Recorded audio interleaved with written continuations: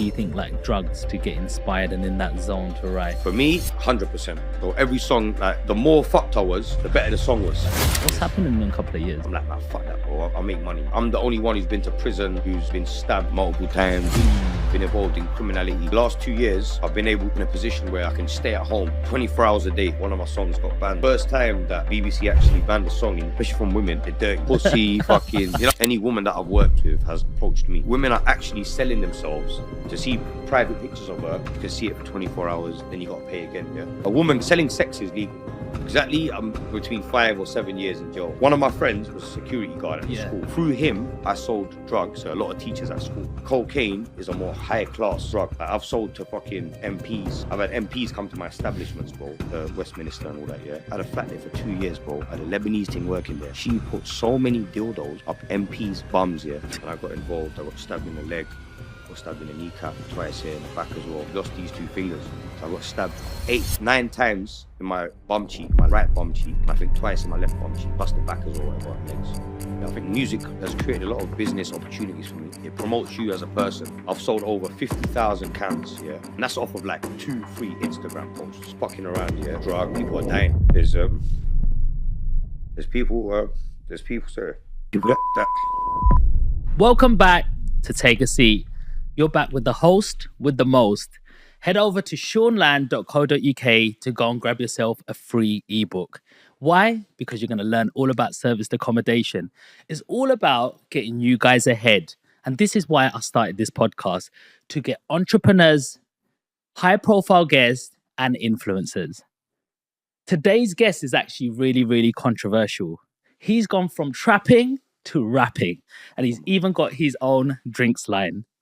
I want to know what makes this guy tick. So please welcome Frenzo Harami. Come on, my bro. What are you saying, G? I'm good, my bro. Thanks for having me on, man. Thanks for coming all the way from...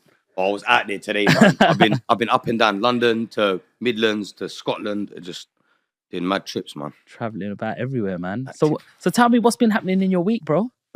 Mainly, I'll be real, bro. Recently, it's been the family thing recently because I've just had 2 kids. In the last 2 years, I've had 2 kids, so I've just been doing the family thing, trying to juggle that. Recently, I've got some more spare time because they're getting a bit older, so Missus getting used to managing it. Yes. So that's giving me time to get active again, you know, on the music. Yes. Other businesses. So talk to us about your new track, actually, because that's how I come across you. I heard this song and it was like, Licka licka na me don't and then it's like, yo, sweet like Ras Malai. I'm like, who's this guy? Come on, switching it up. Love that tune, bro. And you guys brought it back. And that's how I come across you. And I said to Zavak, I was like, yo, bro, get him on the podcast because I don't even know how to. How somebody access you, bro? Bro, it's, you know what? I know it's difficult. People say it's difficult, but I think I'm quite easily accessible. But people say it's difficult to get hold of me, but it's just man. Well, I had to go through someone I knew. I think because I've been ghost for a couple of years. Okay, that's probably what it is. What's happening in a couple of years? Nah, my bro, just chilling, just doing. You know what it is? I'm slowly trying to come away from a lot of the sort of illicit activities and haram activities. Trying to do some more positive stuff, you know, and I think because obviously with the kids and family, the foundations of that, I want to be legit, you know what I'm saying? So I've been trying to work on, you know, energy drink business, property, other stuff on the side, as well as obviously the music. I've been in the studio as well, so like, I've been working, just ain't really released nothing until obviously this song here, which is why you probably heard of it recently because I hear it. Just dropped it. Are there any regrets so far? Now you're now a father, and you're father of 2 kids. You know, congratulations on that, by the way. But looking back on your life, are there regrets? I'd say, I mean, there's things that I would have done differently. Maybe some decisions that I would have, you know, thought about again. But I think, all in all, it's like without those mistakes, without the learning curves, I probably wouldn't be sat here today or in the position I'm today. And I'm grateful for, you know, the position I'm in today because throughout the sort of hardships, all the hurdles that have come along the way, I think for me to be in a position I'm today itself, even just to be here, I think it's an achievement, man. So, I don't like to live life with regrets, you know, because otherwise things might have taken a different course.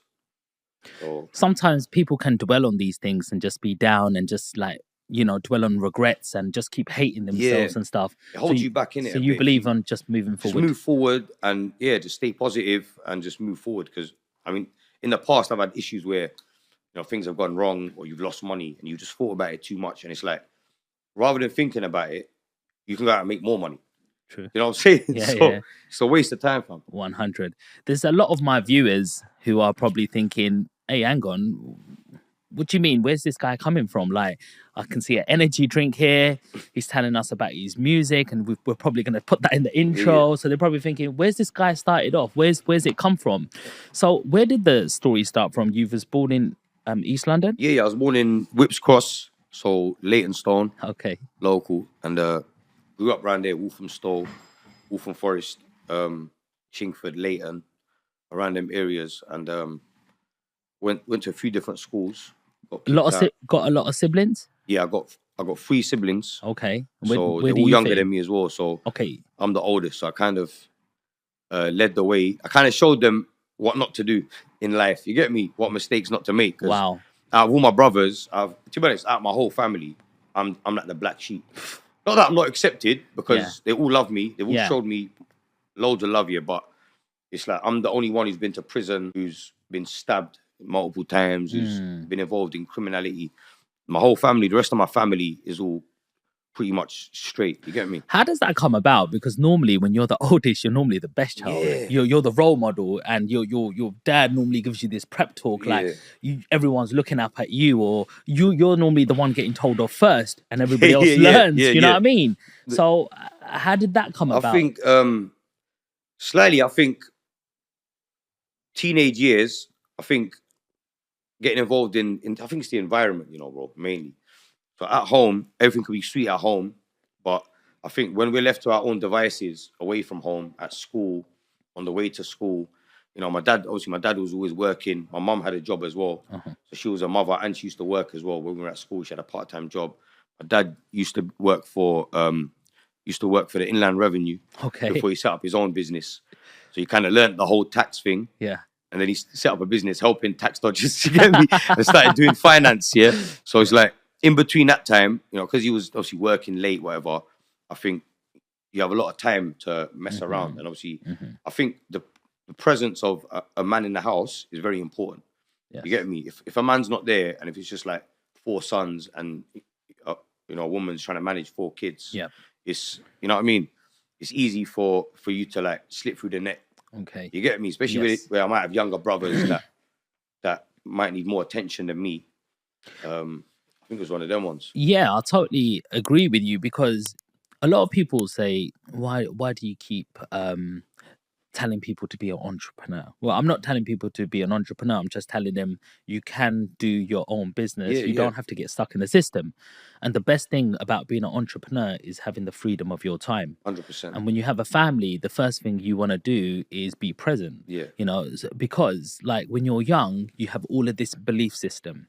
And every single day, somebody's putting a new disk hard drive into you for the belief system. Yeah. So if you're not going to be there, then obviously someone else is going to be there for your kids. And it's sometimes it's no fault of your own. Mum's working, dad's working. They got to put food on the table at the end of the day. 100%, fam. But if they think outside of the box, does a little course, get their mindset going, you'll be able to get like freedom of your time. And you've set up many businesses to even know that. Loads. That's why, fortunately, the last 2 years, I've been able in a position where I can stay at home 24 hours a day, not really go out anywhere. Do you get me? Obviously, I think the first few months when my first child was when my missus was pregnant, I was just tying up some loose ends. Since then, I've been at home. Do you know what I'm saying? Pregnancy throughout the whole time, even after they're born, I've been at home. So I've been present. How do you do that though? Because like when you're an entrepreneur, you're doing business, you're bopping around, every day is different, and the next minute you're at home, boom. Thing is, I'd say since I started doing music, I've started outsourcing and sort of delegating a lot of my work. Okay. So every business that I run, no matter what it is, I've got people that are doing certain functions. You're leveraging. Yeah. You so got like, systems, I can't do process. it all on my own, bro. Like me, cool. My job at the moment, I'd say, is I make music because I enjoy it.